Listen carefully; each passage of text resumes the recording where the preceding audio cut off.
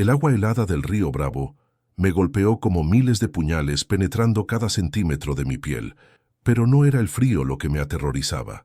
Era la certeza de que en algún lugar de esa corriente mortal, un niño de 8 años estaba luchando por su vida, y yo era la única persona que podía salvarlo. Mi nombre es Roberto Salinas. Tengo 42 años y llevo 16 años como bombero en Ciudad Juárez, Chihuahua. Pero nunca, en todos mis años de servicio, me había enfrentado a algo que pusiera a prueba cada fibra de mi ser, como lo que pasó aquel martes de marzo, que cambió mi vida para siempre. Por favor, si estás escuchando esta historia, déjame saber en los comentarios desde dónde me escuchas. Necesito saber que hay alguien ahí afuera que entiende lo que significa enfrentarse a la muerte, no por valentía, sino porque hay momentos en los que simplemente no tienes opción. Momentos en los que la vida de un niño inocente vale más que tu propia supervivencia. Todo comenzó a las 4:23 de la tarde, cuando el sol de marzo comenzaba a declinar sobre el desierto chihuahuense. Yo estaba en la estación de bomberos revisando el equipo de rescate acuático, algo que hacía religiosamente cada semana, aunque las emergencias en el río no eran tan comunes. El río Bravo, esa frontera líquida entre México y Estados Unidos, siempre había sido un lugar peligroso, pero en marzo, las lluvias de primavera lo convertían en una bestia impredecible. De repente, la radio crepitó con una voz desesperada. «Base, base, tenemos una emergencia en el río Bravo, sector El Chamizal. Un menor está siendo arrastrado por la corriente. Necesitamos unidad de rescate acuático inmediatamente». Mi corazón se aceleró instantáneamente. Rescate acuático en el río Bravo significaba una cosa. Alguien se estaba ahogando en una de las corrientes más traicioneras del norte de México. Y cuando se trata de un menor, cada segundo cuenta de una manera que no puedes imaginar hasta que lo vives. Corrí hacia el camión de rescate junto con mi compañero Javier Morales, un hombre de 35 años que había sido mi compañero durante los últimos 5 años. Mientras conducíamos a toda velocidad por las calles de Juárez, mi mente ya estaba procesando los escenarios posibles. Río Bravo en marzo significaba agua fría, corrientes impredecibles y posiblemente escombros flotando que podrían golpear tanto a la víctima como al rescatista. «¿Qué tan mal está el río hoy?», le pregunté a Javier mientras tomábamos la curva hacia el puente internacional. «Está bravo», me respondió, usando el juego de palabras que siempre hacíamos con el nombre del río. «Llovió mucho anoche en El Paso. El nivel debe estar 1 metro más alto que ayer». Esas palabras me cayeron como un balde de agua fría. Río alto significaba corrientes más fuertes, más escombros y menos visibilidad. Significaba que cualquier rescate sería extremadamente peligroso, incluso para bomberos experimentados como nosotros. Cuando llegamos al lugar, la escena era de pánico total. Había una multitud de personas paradas en la orilla del río, gritando y señalando hacia el agua. Pude ver inmediatamente que se trataba de familias de migrantes que habían estado tratando de cruzar el río cuando todo salió mal. Una mujer joven, de unos 25 años, estaba arrodillada en la orilla, empapada de pies a cabeza, gritando con una voz que se quebraba. mi hijo está ahí! ¡Se lo llevó la corriente!». Tenía el pelo negro pegado a la cara por el agua, y sus ojos estaban llenos de un terror que nunca había visto antes. Me acerqué a ella y la tomé suavemente por los hombros. «Señora, soy bombero. ¿Qué pasó exactamente?». «Estábamos cruzando», me dijo entre sollozos. «Yo llevaba a mi hijo Santiago en mis brazos. Él tiene 8 años, no sabe nadar bien. Íbamos por la parte menos honda, pero de repente llegó una ola grande y me lo quitó de los brazos. Lo vi hundirse, lo vi desaparecer bajo el agua. Miré hacia el río y pude ver exactamente lo que había pasado. La corriente había aumentado súbitamente, probablemente debido a una liberación de agua desde alguna presa río arriba. Lo que había sido un cruce relativamente seguro se había convertido en una trampa mortal en cuestión de minutos. «¿Hace cuánto tiempo?», le pregunté, aunque sabía que cada segundo que pasaba reducía las posibilidades de encontrar al niño con vida. «5 minutos, tal vez 10», me respondió. «Por favor, oficial, sálvelo. Es lo único que tengo en el mundo». 10 minutos. En agua fría como la del río Bravo, un niño de 8 años podría sobrevivir tal vez 15 minutos si tenía suerte. Pero eso asumía que no se había golpeado la cabeza, que no había tragado demasiada agua, que no había entrado en shock por la temperatura. «Javier», le grité a mi compañero, «prepara el equipo de rescate, yo voy a entrar». Javier me miró con esa expresión que conocía bien. Era la misma expresión que tenía cada vez que estábamos a punto de hacer algo extremadamente peligroso. «Roberto, el río está muy bravo. La corriente debe estar a casi 2 metros por segundo. Si te lleva, no me va a llevar», le dije, aunque honestamente no estaba seguro de eso. Pero ese niño no tiene más tiempo. Me puse el traje de neopreno, las aletas y el casco de rescate acuático. El equipo pesaba casi 15 kilos, pero estaba diseñado para mantenerme a flote y protegerme de los golpes. Javier me aseguró la cuerda de seguridad alrededor de la cintura, una línea de vida que era literalmente mi único vínculo con la orilla. «La cuerda tiene 100 metros», me dijo. «No vayas más allá de eso, no importa lo que veas». Asentí, pero ambos sabíamos que si veía a ese niño, iba a ir por él sin importar cuánta cuerda tuviera. Entré al agua. Inmediatamente sentí el shock del frío. El río Bravo en marzo está a unos 12 grados centígrados, lo suficientemente frío como para causarte hipotermia en menos de 20 minutos. Pero no era el frío lo que me preocupaba, era la fuerza de la corriente. En el momento en que me sumergí completamente, sentí como si una fuerza invisible me agarrara y me jalara río abajo. La corriente era mucho más fuerte de lo que había calculado. Luchaba por mantenerme en la superficie, por respirar, por orientarme en el agua turbia que no me permitía ver ni siquiera mis propias manos. «Roberto», escuché la voz de Javier desde la orilla, distorsionada por el agua y el ruido de la corriente. «Te estás alejando demasiado», pero entonces lo vi. A unos 30 metros río abajo, pude ver una pequeña cabeza que sobresalía del agua por un segundo antes de desaparecer de nuevo. Era él. Era Santiago. Estaba vivo, pero apenas. Nadé hacia él con todas mis fuerzas, luchando contra la corriente que trataba de arrastrarme hacia el centro del río. Mis pulmones ardían por el esfuerzo, y podía sentir cómo el frío comenzaba a entumecerme las extremidades, pero seguí nadando, porque sabía que ese niño tenía tal vez 2 minutos más antes de que sus fuerzas se agotaran completamente. Cuando finalmente llegué hasta él, pude ver que estaba en shock total. Sus labios estaban azules, sus ojos vidriosos, y apenas podía mantener la cabeza fuera del agua, pero estaba consciente. «¡Santiago!», le grité por encima del ruido del agua. «¡Soy bombero! ¡Vine a salvarte!». El niño me miró con esos ojos llenos de terror que he visto tantas veces en mi carrera, pero también había algo más. Esperanza.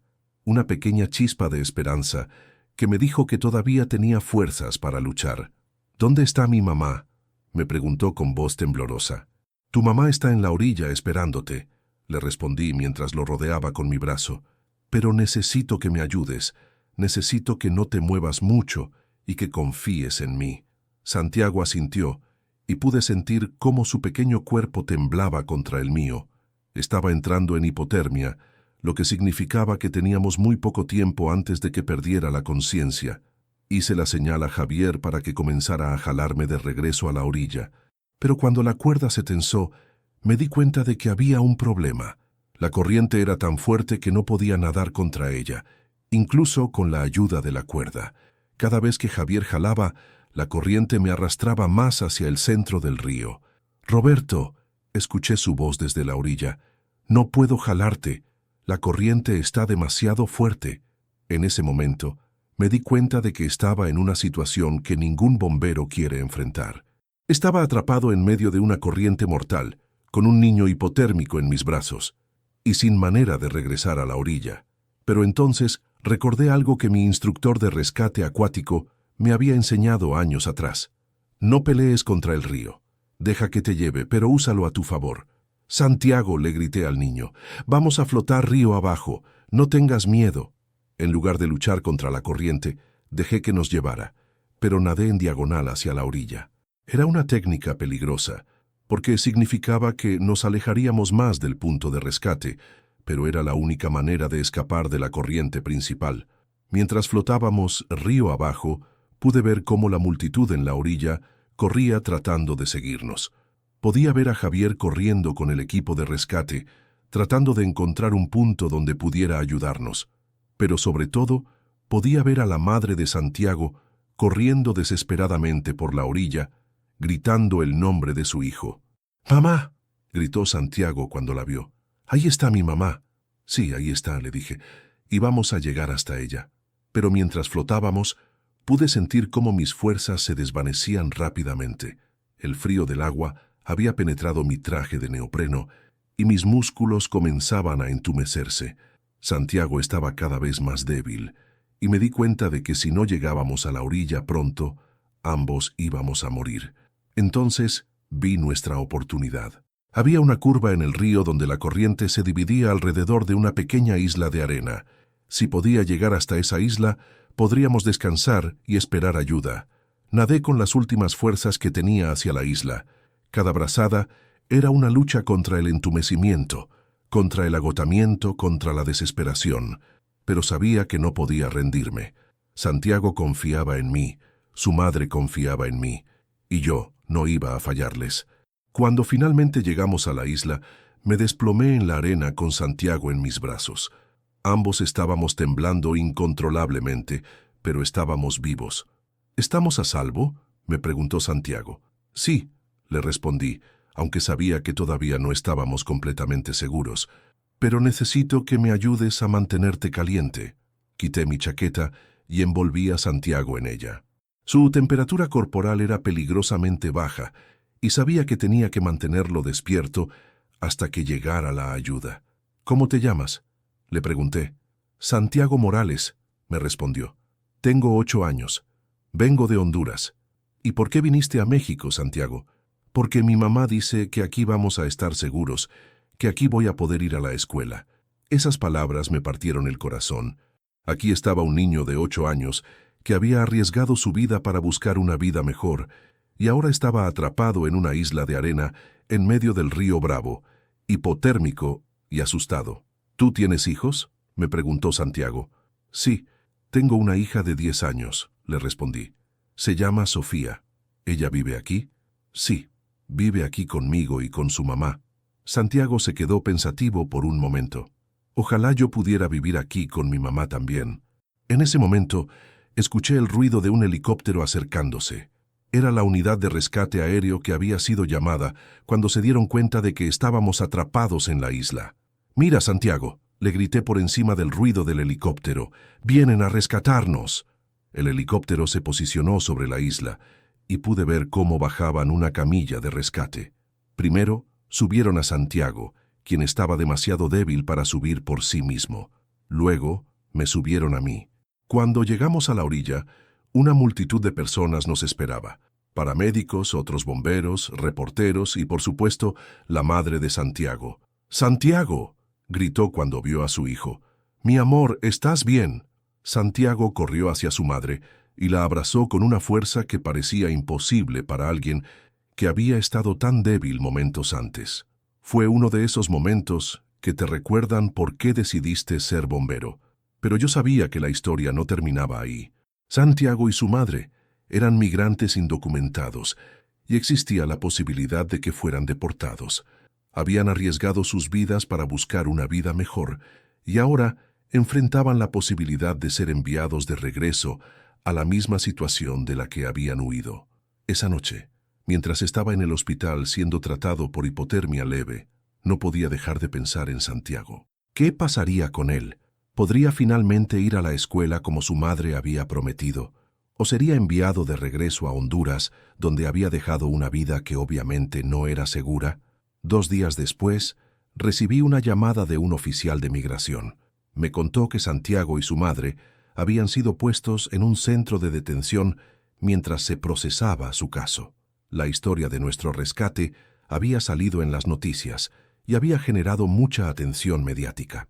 «Oficial Salinas», me dijo el oficial de migración, «hay organizaciones que están ofreciendo ayuda legal a la familia. Es posible que puedan quedarse mientras se procesa su solicitud de asilo». Esa noticia me dio esperanza.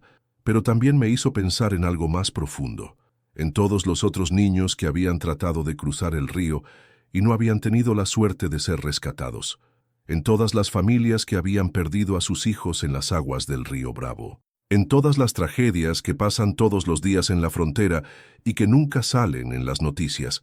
3 semanas después del rescate, mientras estaba en la estación de bomberos, recibí una visita inesperada.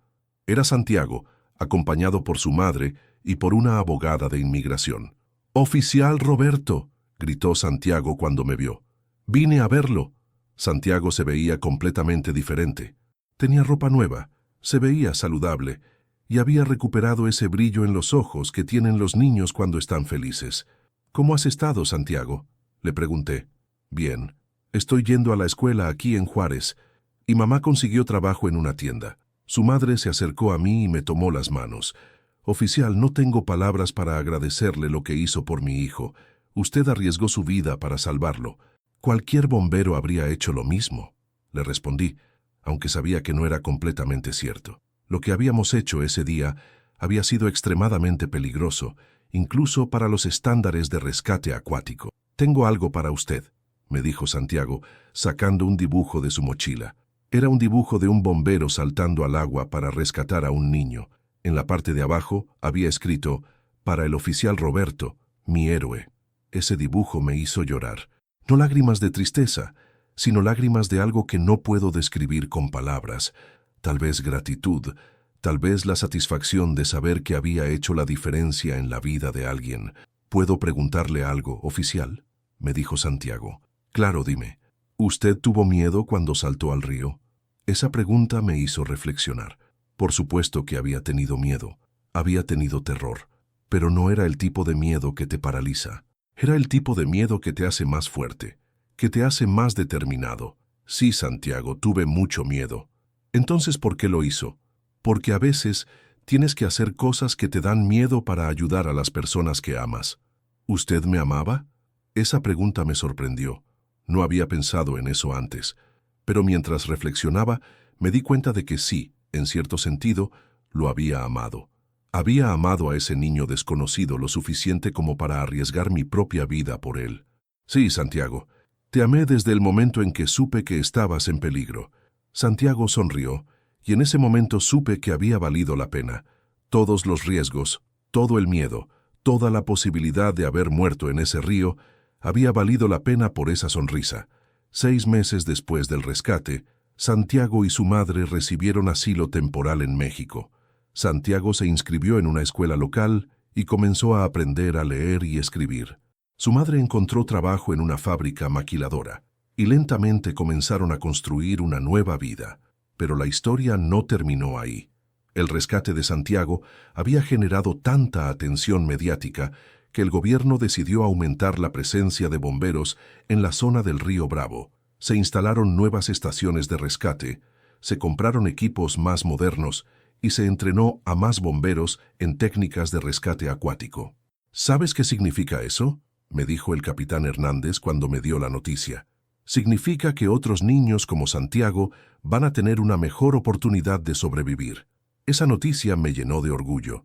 No solo habíamos salvado a un niño, sino que habíamos creado un sistema que podría salvar a muchos más. Pero también me hizo pensar en algo más profundo, en el hecho de que Santiago no debería haber tenido que arriesgar su vida para buscar una vida mejor, en el hecho de que ningún niño debería tener que cruzar un río peligroso para escapar de la violencia y la pobreza. 1 año después del rescate, Santiago vino a visitarme de nuevo. Esta vez hablaba perfecto español y se veía como cualquier otro niño mexicano de su edad. «Oficial Roberto», me dijo, «quiero ser bombero cuando crezca». «¿Por qué?», le pregunté. «Porque quiero salvar a otros niños como usted me salvó a mí». Esas palabras me llenaron de una mezcla de orgullo y preocupación. Orgullo porque había inspirado a un niño a querer ayudar a otros.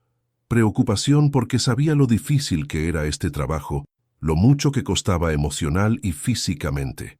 «Santiago», le dije, «ser bombero es muy difícil, es peligroso y a veces duele mucho». «Lo sé», me respondió, «pero usted me enseñó que a veces tienes que hacer cosas que te dan miedo para ayudar a las personas que amas». En ese momento me di cuenta de que Santiago había aprendido algo que muchos adultos nunca aprenden. Había aprendido que el valor no es la ausencia de miedo, sino la decisión de actuar a pesar del miedo. Hoy, 2 años después del rescate, Santiago sigue viviendo en Juárez con su madre. Va a la escuela, juega fútbol con sus amigos y está aprendiendo a tocar la guitarra. Su madre se casó con un hombre bueno que los trata como si fueran su propia familia. Pero lo más importante es que Santiago ha encontrado algo que muchos niños de su edad no tienen: esperanza. Esperanza en el futuro, esperanza en la humanidad, esperanza en la idea de que las cosas pueden mejorar. Y yo sigo siendo bombero, sigo arriesgando mi vida para salvar a otros, sigo enfrentándome a situaciones peligrosas, sigo viviendo con la posibilidad de que cualquier llamada puede ser la última. Pero ahora tengo algo que no tenía antes: la certeza de que lo que hago realmente importa.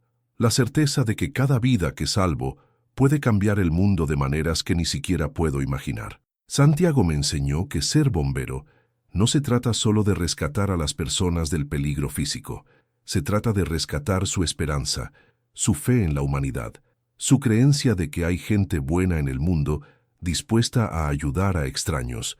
La próxima vez que veas a un bombero, no pienses en nosotros como héroes. Piensa en nosotros como personas que han decidido que el amor por la humanidad es más fuerte que el miedo a la muerte. Piensa en nosotros como individuos que han elegido ser la diferencia entre la desesperación y la esperanza. Porque al final del día, eso es lo que significa ser bombero en la frontera entre México y Estados Unidos. Significa ser el puente entre dos mundos, entre la tragedia y la esperanza, entre el miedo y el valor. Y aunque el trabajo sea peligroso, aunque los riesgos sean reales, aunque la posibilidad de morir sea constante, seguiremos haciéndolo. Porque sabemos que hay niños como Santiago que dependen de nosotros. Porque sabemos que hay familias que solo nosotros podemos reunir. Porque sabemos que, sin nosotros, el mundo sería un lugar mucho más oscuro y mucho menos esperanzador. Esa es nuestra promesa. Esa es nuestra responsabilidad.